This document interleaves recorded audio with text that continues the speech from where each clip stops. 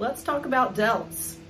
Fun muscle group to hit. I get a lot of questions about it, and they can be tricky to grow balanced because you got your middle delt right here that you really hit on your lateral raises, overhead presses if you're already activating that muscle group really well. You got your anterior delts right here, the front of the shoulder. You can hit those isolations with front raises. That does a lot of work on the anterior delts, as well as doing steep incline presses or really chest presses on an incline. That's going to hit the anterior delt as well.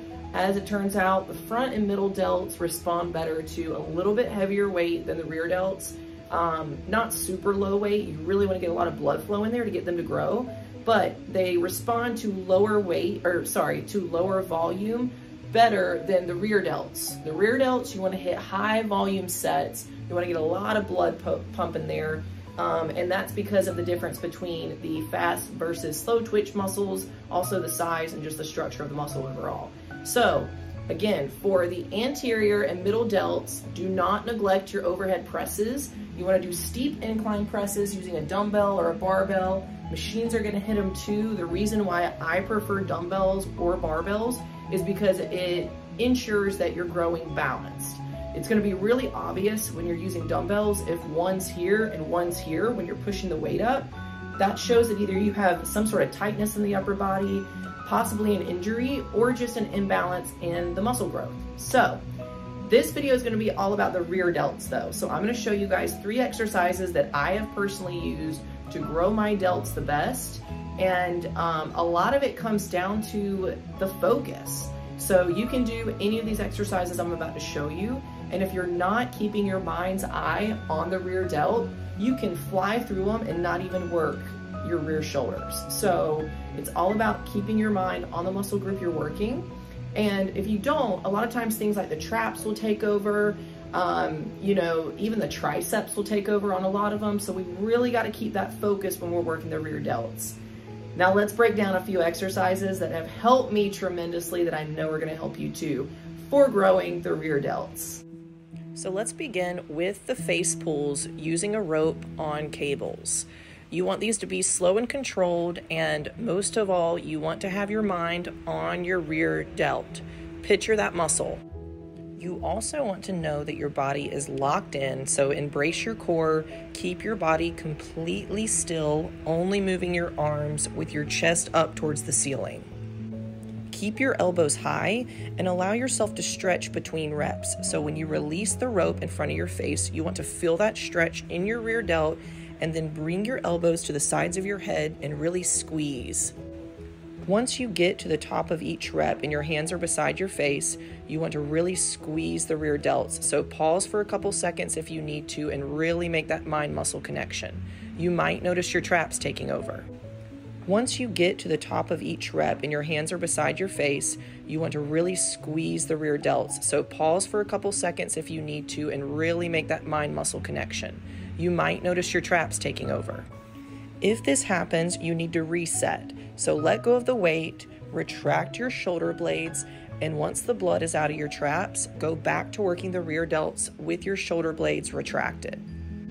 Now, a few tricks that you can use to really enhance your mind-muscle connection to the back of the shoulder where the rear delt is located is, first of all, between each rep, you should feel a stretch. So allow yourself to release all the way. You can keep the tension while also extending your arms all the way. And then exactly where you feel that stretch, pull using that muscle. That's a great way to make that mind-muscle connection. So allow that stretch to happen, and this really goes for any exercise. Once you feel the stretch in the area that you're trying to work, pull where you feel that stretch. You don't want to overstretch, but just at least achieve that stretch to a degree. The other thing you can do is picture that muscle in your mind's eye. If you don't have mirrors around you at all, look at a picture, look at the human anatomy and picture that muscle located exactly where you need to be working while you're doing your set. If you can picture that, that's going to really help your mind-muscle connection. Now I'm going to head down to my personal gym here at home, and I'm going to show you my version of reverse flies. I do not have a reverse fly machine, but the motion is the exact same as what you're gonna get in a gym using the rear fly machine. So as I've already mentioned, I do not have a fly machine in my personal gym, but I can literally create the same motion and break down the form for you using the equipment I do have. So you're gonna have a pad about like this in front of you. It should be completely upright. Some of them are adjustable depending on what machine you're using, but you want it to be completely upright so you can press the front of your body completely up against it.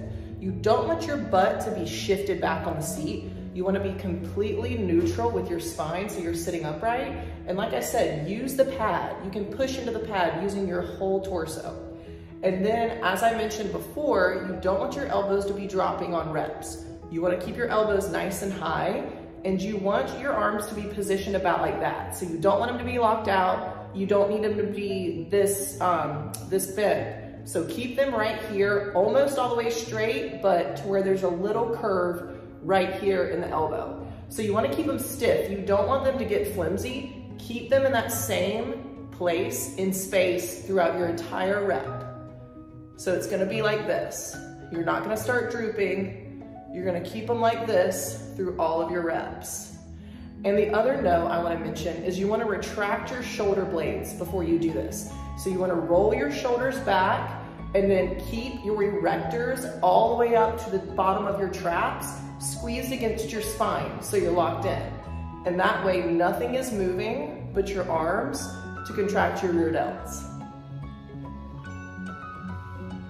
So using bands, I'm going to go through and show you what the full motion is going to look like. Just keep in mind, you're going to be doing this with a machine, so you're going to naturally be a lot more locked in. You're not going to have any movement here because the machine's going to be there for you, and you're going to have handles, which I'll go over a great grip tool in just a minute.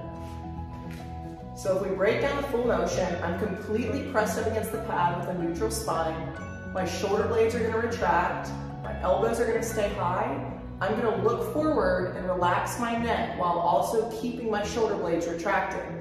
Because the less tense you make your neck, the less likely the traps are to engage. If you're all tense in your neck, your traps are going to engage. So relax your neck, retract the shoulder blades, press up against the pad, and go to work.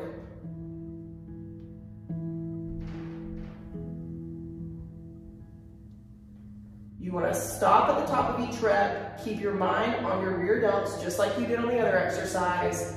Allow the stretch, and then pull where you feel that stretch. But you want to keep your head facing forward, like this.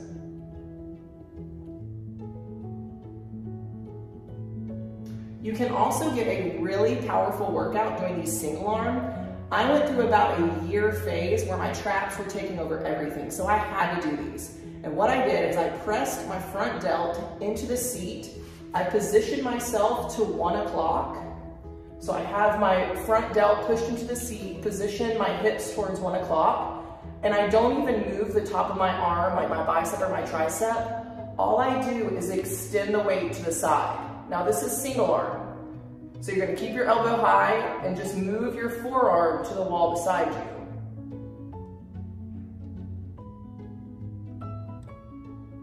And then you can do the opposite side, again, pressing the anterior delt into the pad, facing your hips now at 11 o'clock. And you'll notice that my non-working side is going to be off the pad because I should be facing 11 o'clock. So hypothetically, you would be here because you're going to be using the machine. And what you're going to do, press that front delt into the pad so that your neck isn't engaged at all. And again, just extend that forearm on the other side. So give those a try, and remember that it's going to take practice to really hone in on this connection. It's a tough one to make, so don't give up and keep practicing, okay?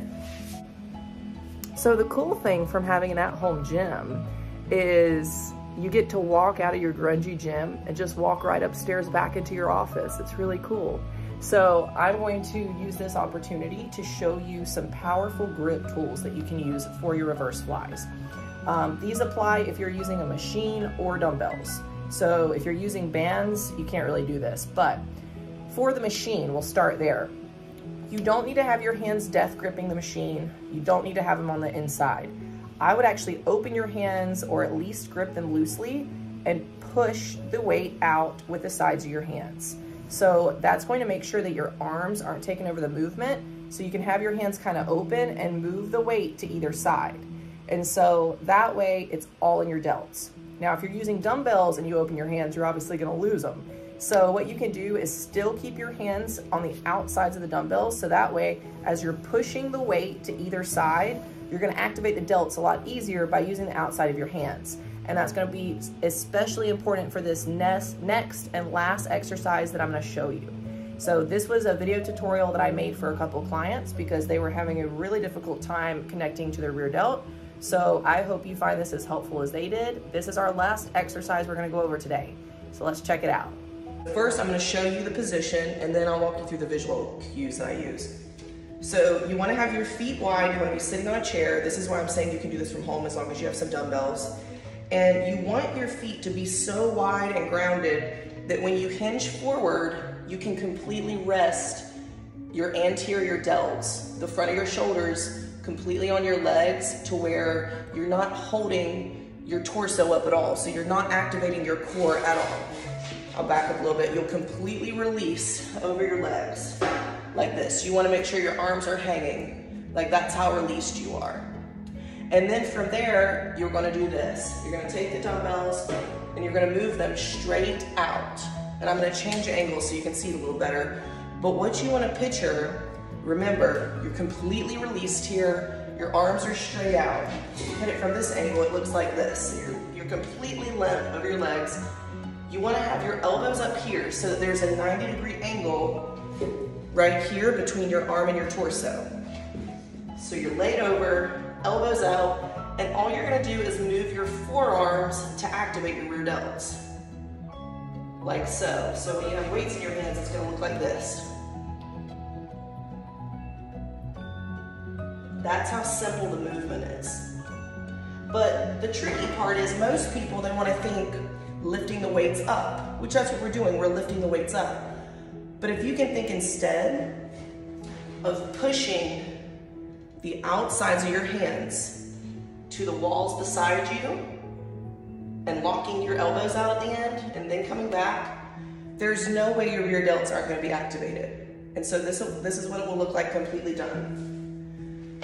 Got our legs wide, we're completely folded over, relaxed, not engaging our core to hold our torso up at all.